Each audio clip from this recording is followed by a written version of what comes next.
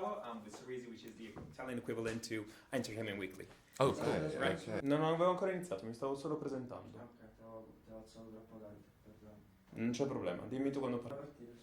So how would you describe this show to somebody who has not seen a lick of any of the Game of Thrones shows? Well, I would say this is the perfect entryway to the world of Westeros and George's writing, because it does contain all of the themes that are magnified in some of the more epic stories, like the original Game of Thrones books and TV series, but it is a very personal and human story about friendship and honor. So it's the perfect gateway to the world of Westeros. And you'll still get lots of action and political intrigue and ruthlessness, and you'll get the large characters that are loved, similar to the ones that are loved in the other shows as well.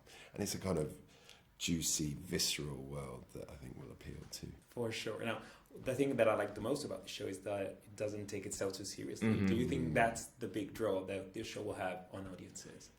It's definitely one of the big draws, I think. There's plenty for OG Game of Thrones fans, both of the books and the shows. Bit of fluff there, sorry about that. But the humour and the sort of irreverence is a fresh way of looking at it, and it perfectly fits the characters of Dunk and Egg, who are a mismatched body duo. Yeah. One's big, one's tiny, one's kind of lumbering and sweet and a bit of an idiot, and this 10-year-old kid is the one who holds his feet to the fire, and so I think that irreverence it's not new because there's humour in Game of Thrones, but it is really amplified here. Also, it's a tough world, Westeros, and some of these characters have led very tough lives, and death and brutality is never far away, and so there's a kind of gallows humour that balances that out, and I think we all, as actors and playing our characters, we all kind of bought into that, and I think Ira was keen to push that aspect too. Wow. And of course, this show is heralding some sort of a renaissance of the fantasy genre on television. Now, do you think that it's just escapism, or is there something more?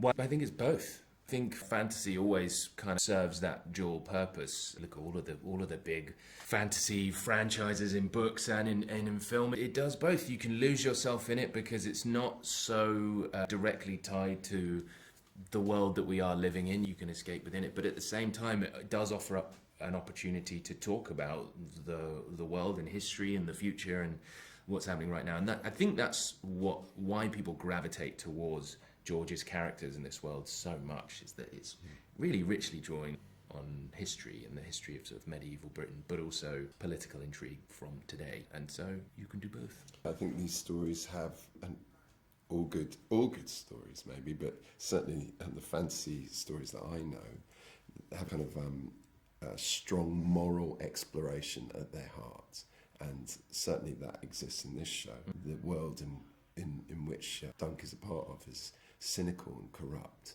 and he doesn't represent those values. He shows the powerful what it is to live with valour and dignity, I think. That's beautiful.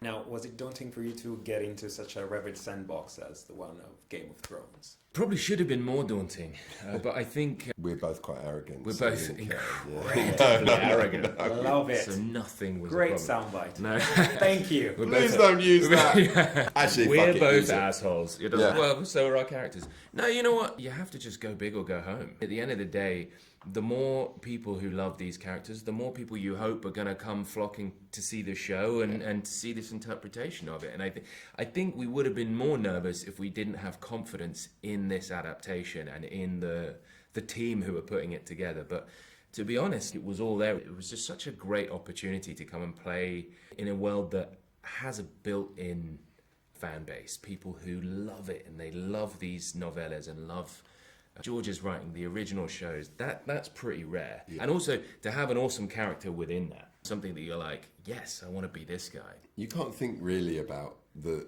wider world that you're representing. You just have to.